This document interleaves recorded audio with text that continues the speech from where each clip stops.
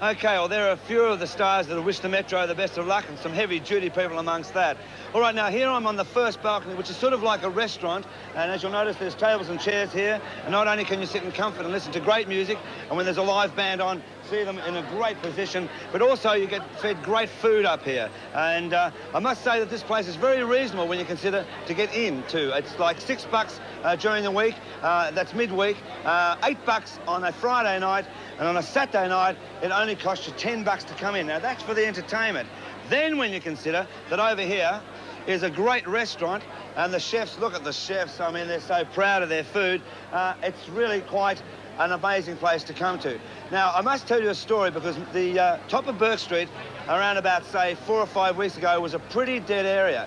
But there were these guys that had no idea that the Metro was going to open, that actually bought the block next, bought the building next door, and we, thank you very much. No, I don't feel like any at the moment. Bought the block next door and decided to turn it into a very successful food chain of fast service that they have over in Perth called Fast Eddie's. Open 24 hours a day, get a great meal, and I tell you what, it's like a classy restaurant. Well, much to their surprise, they thought they'd won Tats Lotto.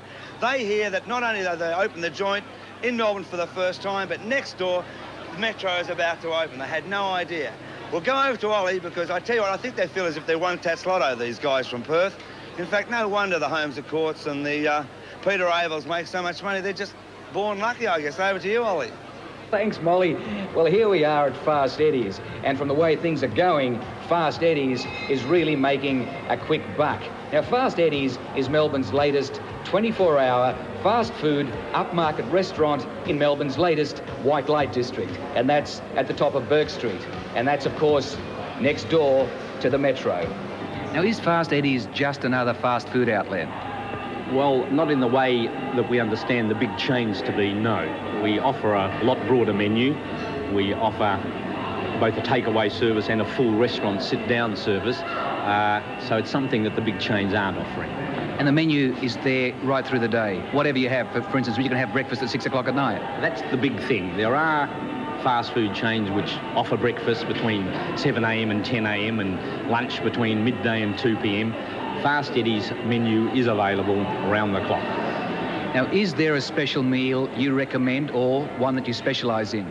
Well, the menu's pretty vast and it runs through burgers and breakfasts and steaks, but our T-bone steak's probably one of the bigger T-bones you'll find anywhere. Do you have a special buying process?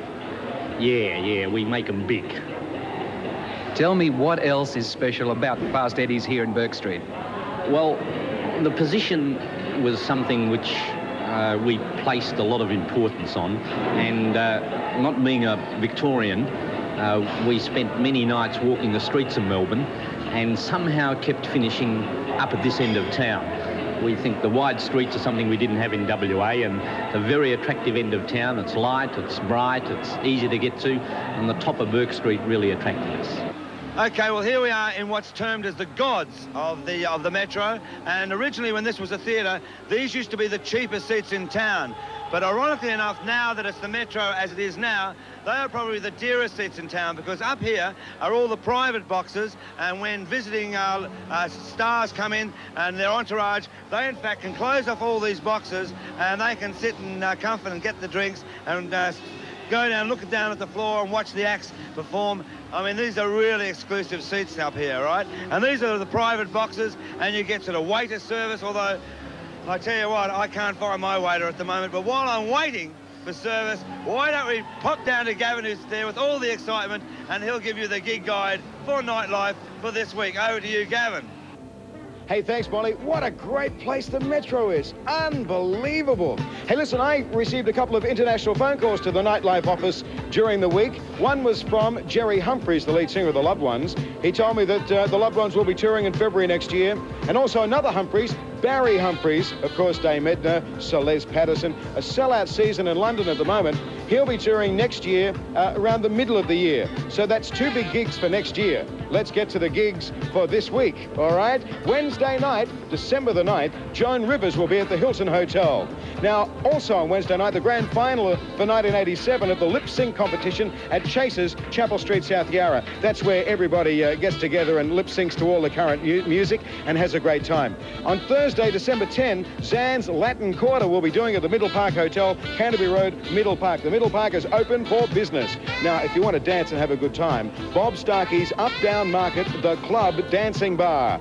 And that's going to be a hot little place. 132 Smith Street, Collingwood. There's a sushi bar upstairs, Japanese food, open between 9 p.m. and 2 a.m. Now, Friday, December the 11th, Sharon O'Neill is on at the venue, Upper Esplanade, St Kilda. That'll be great. It's great to have Sharon back on the road. Vacation in Harlem will be at the Royal Derby Hotel, Brunswick Street, Fitzroy. Now, Saturday night, December 12, Animal will be the guest star of the Melton Blue Light Disco in Melton. And Gavin Wood will be there next month, January, in our bicentennial year. See you there, gang. Choice Cuts will be on at the York Butter Factory, King Street in the city. Let's get to Sunday, December 13. The great model search is happening at the Crush Club in Brunswick. And for something a little bit completely different, a $2 sausage sizzle and joysticks and Rod Squad at the Roxy, York Street in South Melbourne. What about this club, the Metro? And John Knight, of course, now the premier disco dance DJ in all the Southern Hemisphere. He's the hottest guy working here. Okay, Molly, it's back to you. He's up there having a good time on the balcony.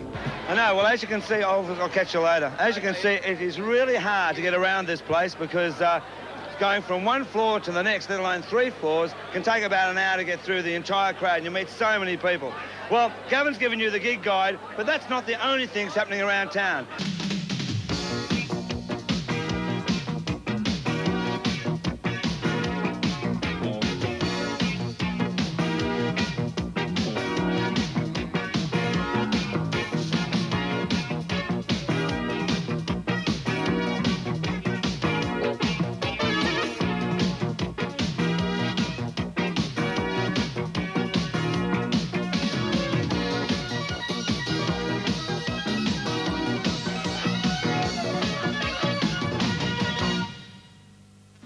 Back to NightLife, and I tell you what, here we are at the Metro, really having a good time. Now, I've got to introduce you to 4 of the 5 guys that were mad enough to take a venture like this, put it together, and take on the whole of Melbourne. First of all, from here, his name is...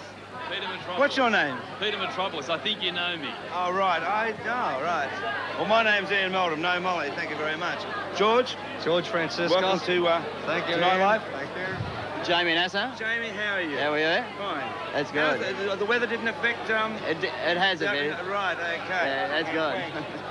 And Sam, my mate. All right, now you're all beaming. Yes.